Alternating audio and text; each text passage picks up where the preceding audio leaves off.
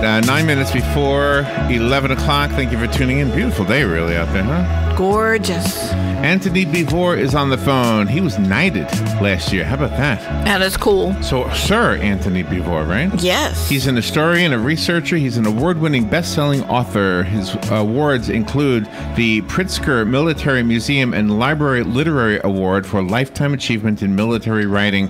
I've never heard of the Battle of Arnhem, and I'm going to learn right now. The book is called The Battle of Arnhem, the Deadliest Airborne Operation of World War II. Anthony Beevor, it's an honor to have you on our show. Good morning, sir. Larry, great to be with you. Literally, sir. You are a real sir, right? Yes. Yeah. Where are you? Where are you from? I'm calling from London. Oh my gosh! Well, thank you for calling us from so far away.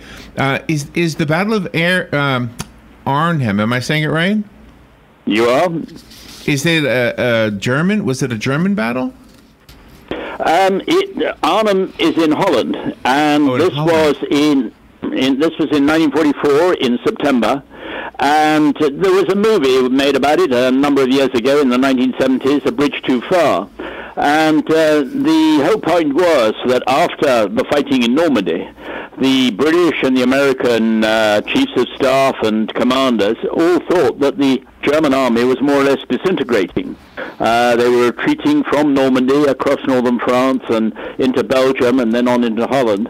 And as a result, Field Marshal Montgomery came up with this idea that he was going to drop a line of airborne divisions, the American 101st Airborne Division, the American 82nd, and then the British 1st Airborne Division, in a long line going north from the Belgian frontier so that he could get across the River Rhine at Arnhem. And Montgomery, in fact, was hoping to get across the River Rhine, which was the main barrier to Germany. He was hoping to get across the Rhine before either General Patton and to his south.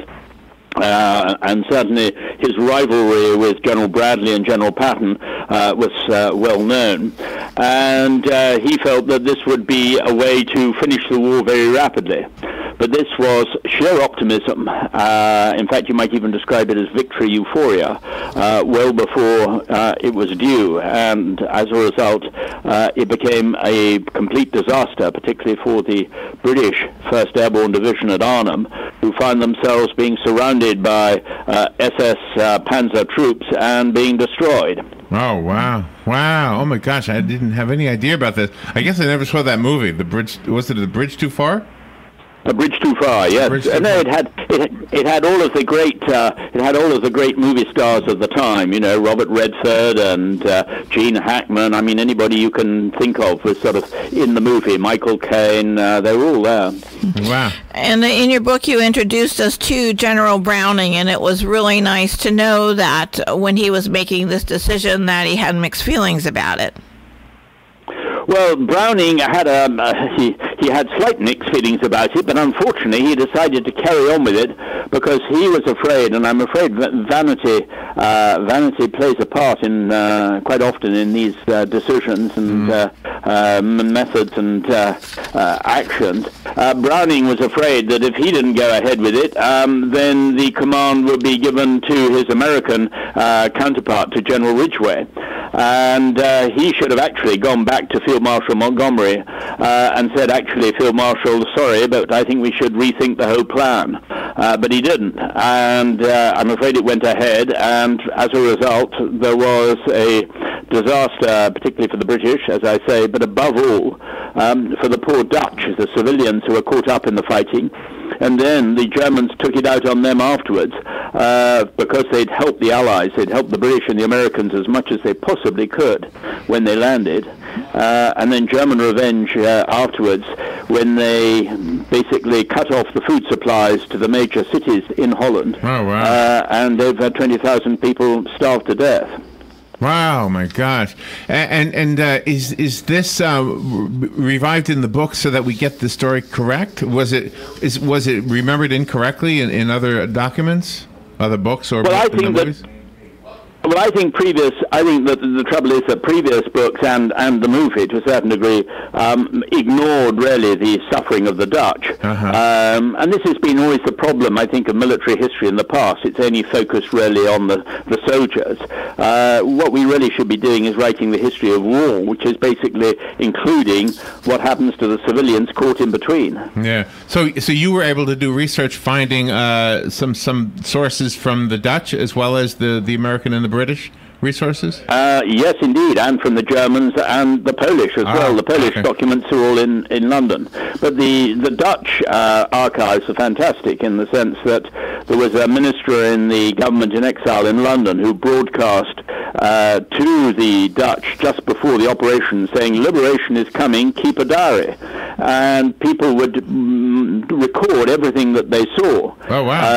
And that's a fantastic source, in fact, for a historian, because there you've got people describing exactly what was going on. And it's the sort of material you need as a historian to recreate the reality of the time, especially for, the young today who find it very hard to imagine what fighting in the Second World War was like. I know.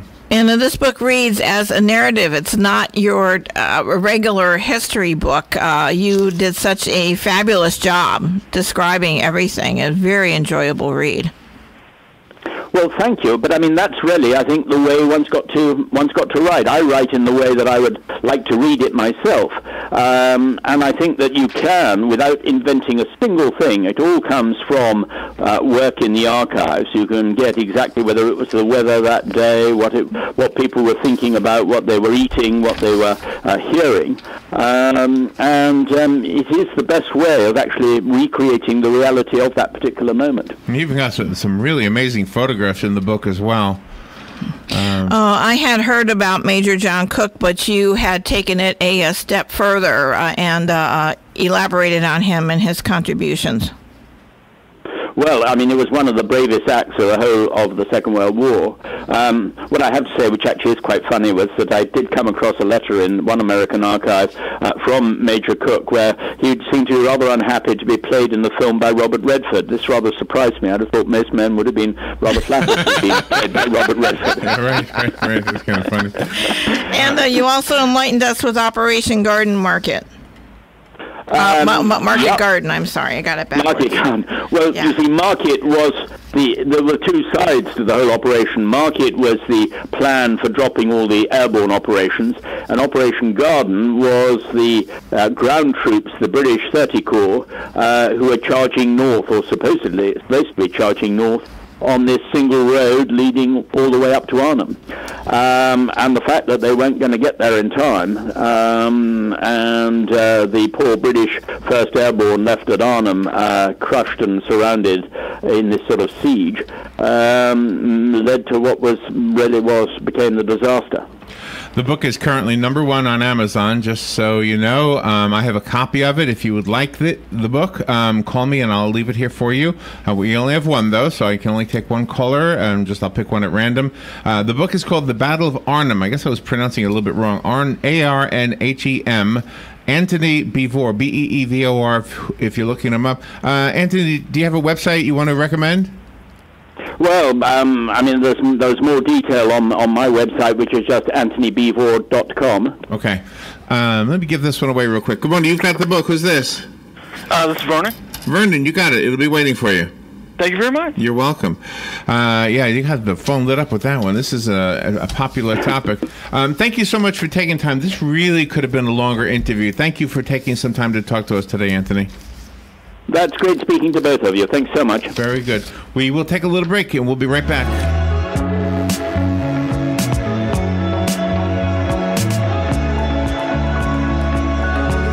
Broadcasting from the Paddock Mall Studios, this is WOCA, Ocala, Gainesville, The Villages, 1370 AM, 96.3 FM, The Source. Here is your 1-minute news brief. Florida's election recount is chugging along as more irregularities are uncovered, and a judge has asked the warring sides to ramp down the rhetoric, saying it erodes public confidence in the election for Senate and governor. In Marion County, Supervisor of Elections Wesley Wilcox published the final tally of the machine recount. Those results are published on the VoteMarion.com website. Wilcox says at least 2 of the races look like they will require a manual recount. A Miami man killed his